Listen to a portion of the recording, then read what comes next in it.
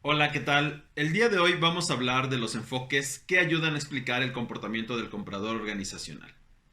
En mercadotecnia de negocios o mercadotecnia industrial, existen distintos enfoques para explicar el comportamiento del comprador de negocios.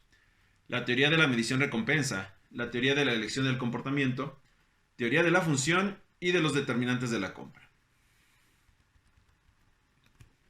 Empecemos por la teoría de la medición recompensa. En esta se evalúa el marco de recompensas que espera recibir el prospecto, la evaluación que le da a estas y la probabilidad percibida de su ocurrencia como factores para incrementar la motivación de la compra. Vamos por partes. Un individuo puede esperar dos tipos de recompensas como resultado de su desempeño en el trabajo: recompensas intrínsecas y recompensas extrínsecas. Las primeras son aquellas que se otorga a uno mismo, como la satisfacción y la autorrealización. Estas surgen de una percepción personal de autonomía, de logro y o de importancia del trabajo realizado. Las recompensas extrínsecas son aquellas que otorga la empresa como ascensos, reconocimientos, aumentos, etc. Es decir, este enfoque sugiere que los compradores de negocios se ven influenciados por motivaciones personales relacionadas con tal o cual tipo de recompensa y que se relacionan con su labor y desempeño como empleados. El mercadólogo y el vendedor de negocios debe identificar estas recompensas esperadas y posteriormente definir la valencia de ellas, es decir, la importancia que les asigna el comprador. Así puede centrar sus esfuerzos de comunicación en un discurso convincente que además fortalezca la percepción de estas recompensas.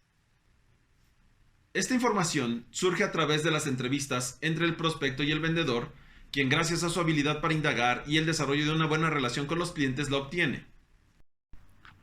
El siguiente concepto que se debe tener en cuenta es la probabilidad percibida. Es decir, si el comprador cree que al comprar nuestro producto o servicio obtendrá los resultados de desempeño esperados por la organización.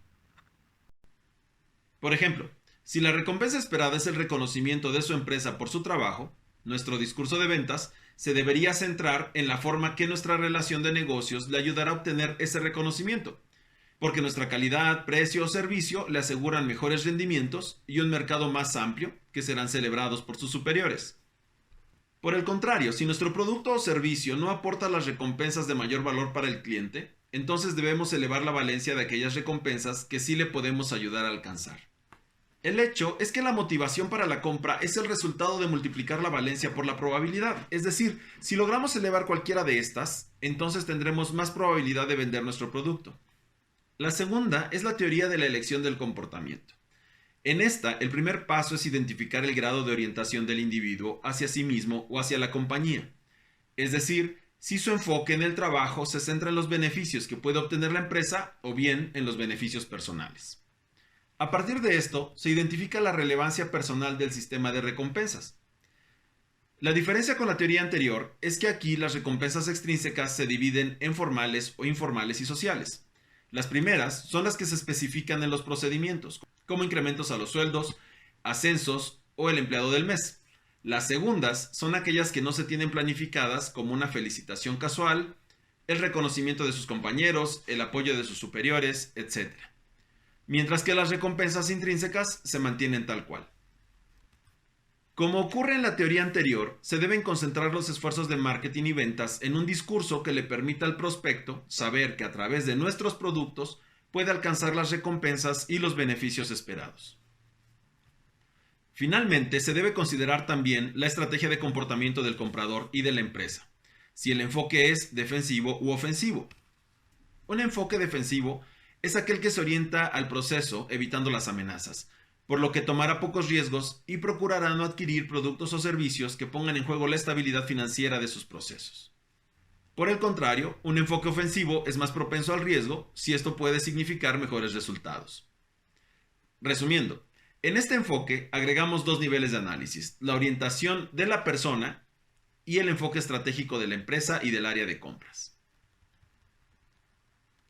El tercer enfoque es la teoría de la función, que sugiere que la persona se comportará de acuerdo a un conjunto de normas o expectativas derivadas de la posición que ocupa en la organización.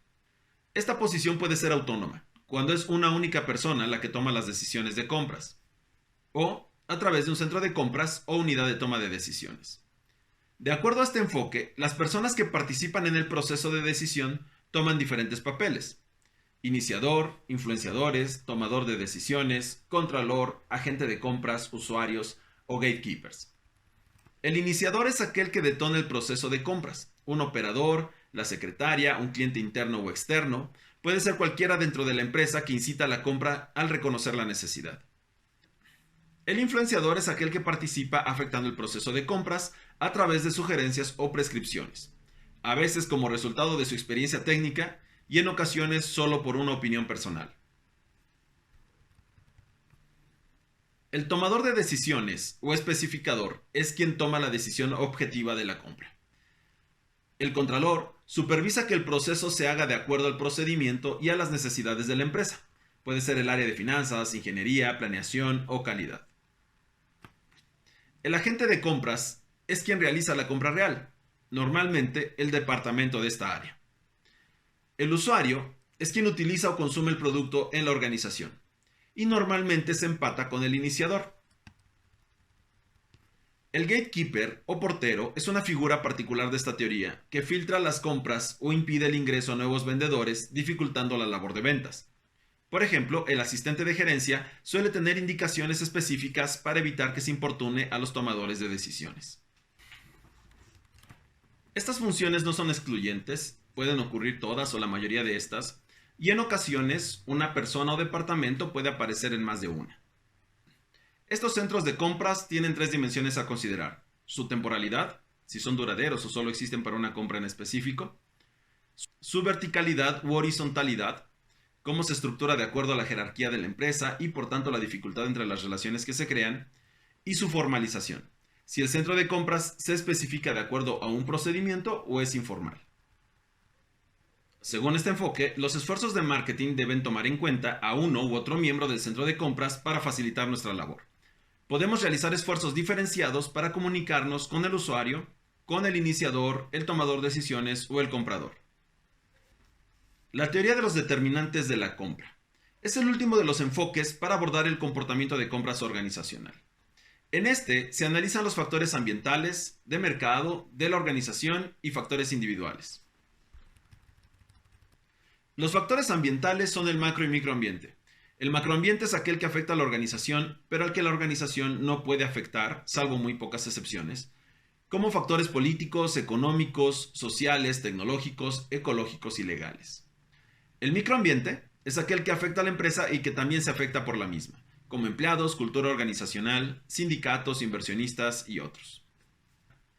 Los factores de mercado son la competencia y los clientes, quienes influyen irremediablemente en nuestra estrategia de marketing. Los factores de la organización son su tamaño, rentabilidad, cultura corporativa, distribución de poder, políticas internas, etc. Todo esto que define una empresa va a influir sí o sí en la forma en que se relaciona con su cadena de suministro. Los factores individuales se refieren a la forma en que ocurre el proceso de comunicación. Estos se dividen en exposición, atención, percepción y retención selectiva.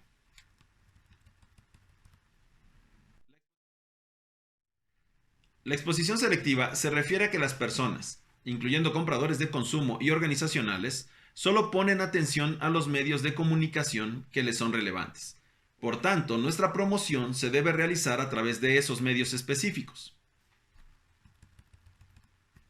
La atención selectiva nos dice que las personas solo pondrán atención a la comunicación relevante, lo que significa que aunque seleccionemos el medio apropiado, el público solo tomará en consideración los mensajes que tienen una relación directa con sus necesidades.